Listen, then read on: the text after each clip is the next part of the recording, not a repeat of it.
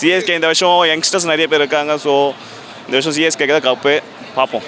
To எல்லாரும் CSK மும்பைன்னு சொல்லுவாங்க. நானும் Chennai fan, I am dire fan of CSK as well. யாரும் எதிர்பார்க்காத ஒன்று சொல்கிறேன், கிங்ஸ் 11 பஞ்சாப் ஒரு 11 பீஸ்ட் வச்சுருக்காங்க. Shreyas Iyer captain, last time ஃபைனல்ஸும் வந்திருக்காங்க. This time they look really formidable. அந்த ஒரு டீம் எல்லா டீமையும் சர்ப்ரைஸ் பண்ண வாய்ப்பு இருக்குது. எனக்கு தெரிஞ்சு எம்ஐக்கு நல்ல சான்ஸ் இருக்குது. லாஸ்ட் டைம் வந்து பெங்களூர் ஜெயிச்சுது ஆர்சிபி. இத்தனை வருஷமாக நம்பிக்கை வச்சு கடைசியில் ஜெயிச்சிட்டாங்க.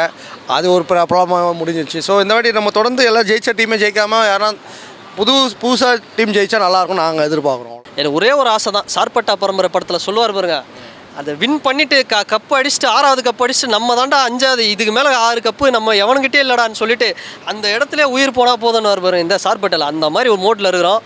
இந்த 6வது கப்பை அடிச்சுட்டு அதுக்கப்புறம் தலைவன் தோனி ரிட்டையர் ஆகிட்டார்னா எங்களுக்கு ரொம்ப சந்தோஷம். அதுக்காக தான் வெயிட்டிங்கு. ரொம்ப வெறியில் இருக்கிறோம்.